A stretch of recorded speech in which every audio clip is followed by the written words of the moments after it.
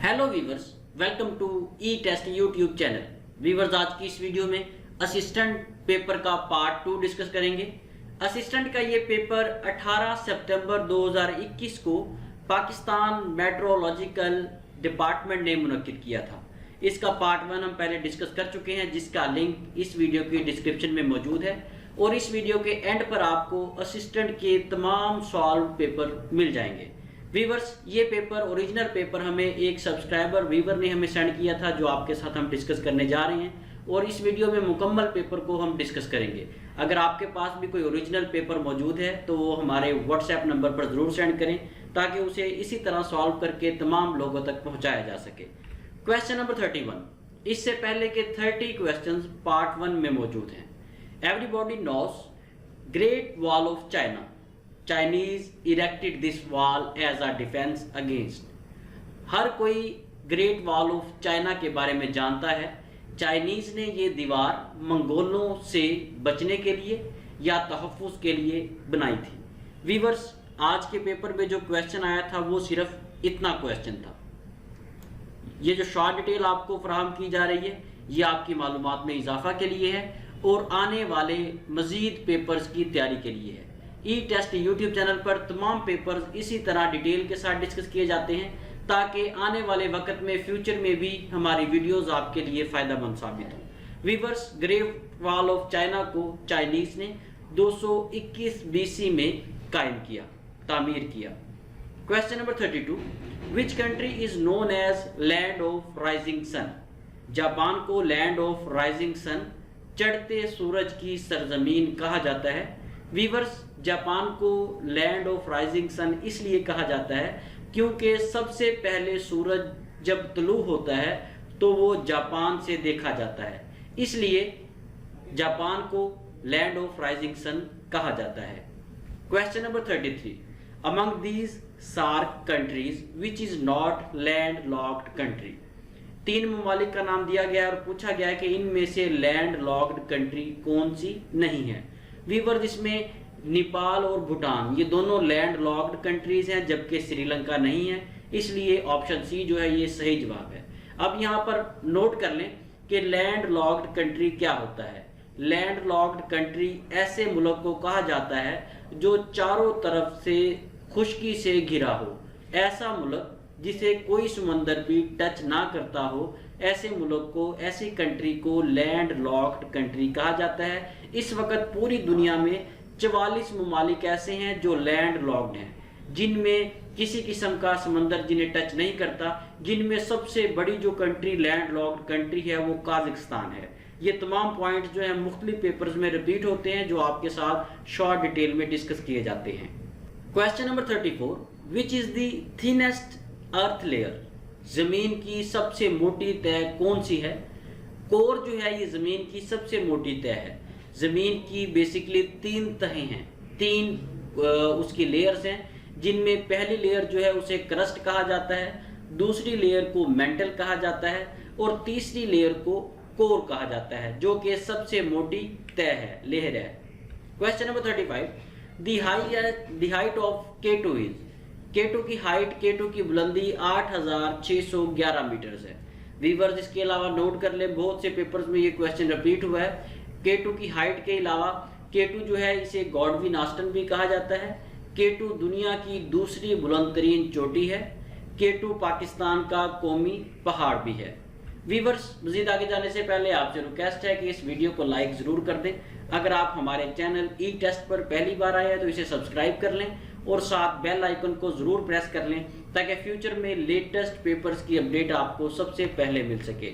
Viewers, इसके साथ साथ अगर आप इन तमाम सवालात को दोबारा रीड आउट करना चाहते हैं तो हमारी वेबसाइट www.etest.com.pk विजिट कर सकते हैं। जैसे ही आप ये एड्रेस बार में लिखेंगे तो आपके सामने इस किस्म का इंटरफेस ओपन होगा और इस वेबसाइट में आपको तमाम पोस्ट से रिलेटेड क्वेश्चंस, रिपीटेड क्वेश्चन मिल जाएंगे। अगर आप किसी भी पोस्ट के लिए अप्लाई कर रहे हैं तो उससे पहले कम से कम एक बार हमारी etest.com.pk वेबसाइट जरूर विजिट करें। इंशाल्लाह उसके बाद आप बार बार विजिट करने पर मजबूर हो जाएंगे।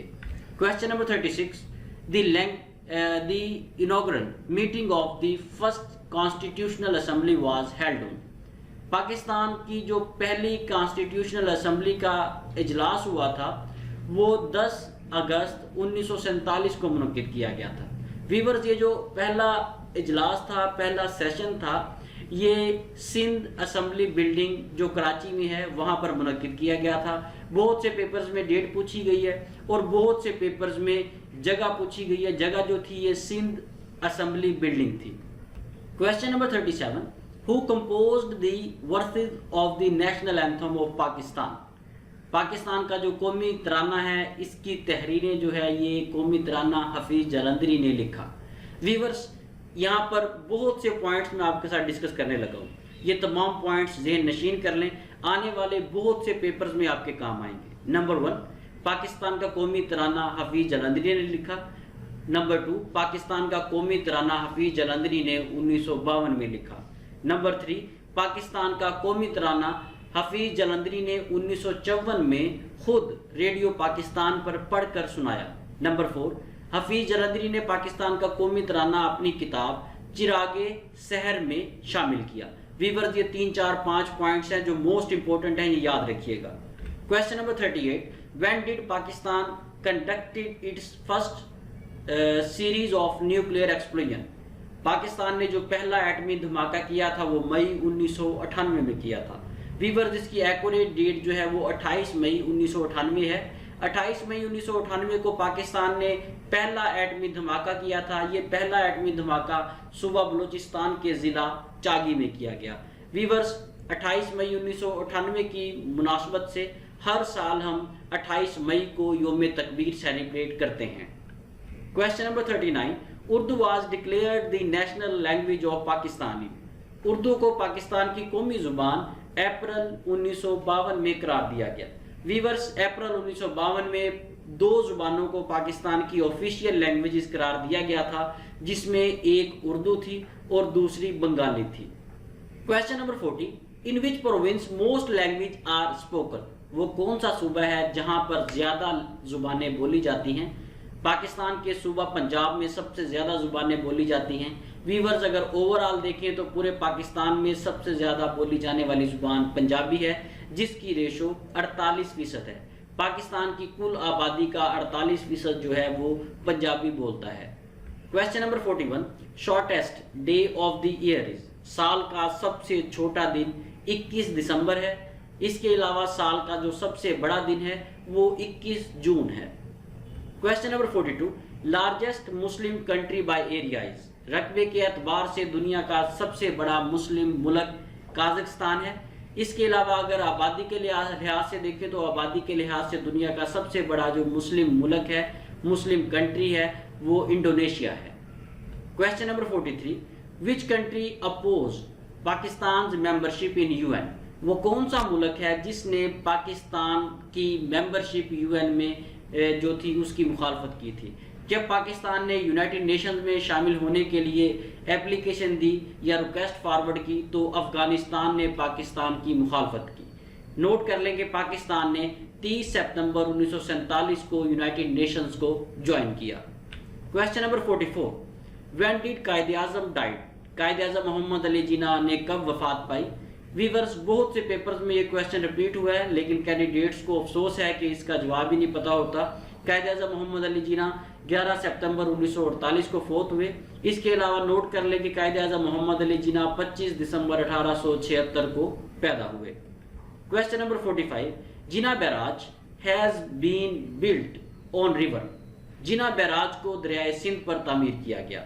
वीवर्स, दरियाए सिंध पर जिन्ना बैराज को कायम किया गया। ये कंस्ट्रक्शन का काम 1939 में शुरू हुआ और 1946 में ये कंस्ट्रक्शन कंप्लीट हुई। वीवर्स, मज़ीद आगे जाने से पहले नोट कर लें, अगर आप हमारी ई टेस्ट मोबाइल ऐप को डाउनलोड करना चाहते हैं तो गूगल प्ले स्टोर पर जाएं, वहां पर सिर्फ ई टेस्ट लिखें। जैसे ही आप सर्च करेंगे तो आपको पहले, दूसरे, तीसरे नंबर पर हमारी ई टेस्ट मोबाइल ऐप मिल जाएगी। इस ऐप के जरिए आप पाकिस्तान में मुनक्किद होने वाले तमाम इम्तिहानात की तैयारी कर सकते हैं। हमारे E test YouTube channel, etest.com.p के वेबसाइट और ई टेस्ट मोबाइल ऐप पर पाकिस्तान में मुनक्किद होने वाले जितने भी तहरीरी इम्तिहानात हैं जॉब से रिलेटेड, उन तमाम से मुतल्लिका डाटा मौजूद है। इसलिए इसे ज़रूर डाउनलोड करें। मज़ीद हमारी ई टेस्ट मोबाइल ऐप का लिंक मैं इस वीडियो के डिस्क्रिप्शन में भी रख दूंगा, वहाँ से भी आप हमारे ई टेस्ट मोबाइल ऐप को डाउनलोड कर सकेंगे। Question number 46, major kharif crop of Pakistan. Pakistan की बड़ी खरीफ की जो फसल है वो कॉटन है। पाकिस्तान में दो किस्म की फसलें जो है काश्त होती हैं, जिनमें एक फसलें खरीफ है और दूसरी फसलें रबी। Question number 47, which was first private airport of Pakistan. Pakistan का पहला प्राइवेट एयरपोर्ट सियालकोट एयरपोर्ट है। सियालकोट एयरपोर्ट की मंजूरी अप्रूवल 2001 में हुई। सियालकोट एयरपोर्ट में जो कैपेसिटी है वो 1,43,000 पैसेंजर्स की है। सियालकोट एयरपोर्ट सालाना एनुअली 1,43,000 पैसेंजर्स को डील करने की कैपेसिटी रखता है। Question number 48, highest peak of Hindu कश माउंटेन रेंजेस। हिंदू कश माउंटेन रेंज में, हिंदू कश पहाड़ी सिलसिले में जो सबसे बुलंद तरीन पहाड़ी है वो तुर्चमीर की है। तुर्चमीर की पहाड़ी जो है इसकी ऊंचाई 7,708 मीटर्स है। तुर्चमीर जो है ये दुनिया की 33वीं बुलंद तरीन पहाड़ी है। Question number 49, the movement of files should be noted by the. फाइलों की जो मूवमेंट है, फाइल्स कहाँ जा रही हैं, कहाँ आ रही हैं, इस तमाम को ओवरऑल जो है वो सुपरिटेंडेंट जो है वो नोट करेगा, उसके पास प्रॉपर रिकॉर्ड होगा। वैसे तो इसे डील जो है वो यूडीसी और असिस्टेंट वगैरह करेंगे, लेकिन वो सुपरिटेंडेंट से अप्रूवल के बगैर फाइल्स को मूव नहीं कर सकेंगे। क्वेश्चन नंबर 50, CORR डॉट, ये किसका मुखफ़फ़ है। CORR corr dot stands for, ये करेक्शन का एब्रीविएशन है, मुखफ़फ़ है। करेक्शन का मतलब होता है दुरुस्तगी। Question number 51, DFA stands for, DFA stands for draft for approval. Question number 52, memorandum in office procedure is served, option B is correct answer. Question number 53, in official communication DO stands for. Official communication में DO जो है ये dummy official को show करता है। Question number 54, dash should consult his duty diary every morning and should submit to the officer for disposal all files required to be put up to him on that day. Assistant viewers, जितनी भी disposal files होती हैं उसका record जो है seniors को, जो भी ऑफिसर्स हैं उन्हें असिस्टेंट डिस्प्ले करता है, बताता है कि ये जो डिस्पोजल्स हैं ये हमने कर दिए हैं और ये रिमेनिंग है। Question number 55, dash means the process of closing a file after completing action on all issues considered therein, indexing, option B is correct answer. Question number 56, in office procedure permanent record is known as. Office procedure में जो permanent record है उसे catalogue ए में show किया जाता है या वो कैटेगरी ए में शो होता है। Question number 57, category D records to be retained for less than dash year. Category D जो है इसका रिकॉर्ड 3 साल तक महफूज रखा जा सकता है। Question number 58, file register is category dash record. File register जो है ये ए क्लास या ए कैटेगरी में शुमार होता है। क्वेश्चन नंबर 59, डाक book is category dash record. डाक बुक जो है ये ए कैटेगरी में आती है क्योंकि जितनी भी डाक्स होती हैं, जितने भी इंपॉर्टेंट लेटर्स जाते हैं या आते हैं वो तमाम कैटेगरी ए में काउंट होंगे क्योंकि ये मोस्ट इंपॉर्टेंट डाटा होता है।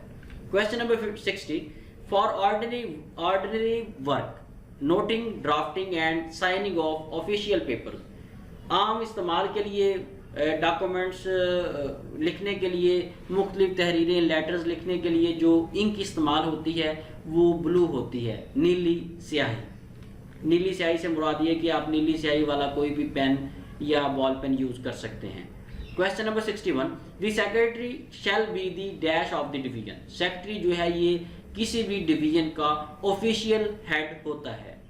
Question number 52, the attached departments as allocated to the various divisions are shown in schedule dash of the rules of business 1973। इसमें तीसरा रूल है बिजनेस ऑर्डिनेंस का, बिजनेस 1973 का, option B is correct answer. Question number 63, rules of business 1973 have dash schedules. ये 5 schedules हैं इसके, option B is correct answer. Viewers इसके साथ ही हमें इजाज़त दें। ये सवालात थे जो रीडेबल थे, इसमें से 5-6 क्वेश्चन जो ऐसे हैं जो रीडेबल नहीं थे, जिन्हें हमने डिस्कस नहीं किया।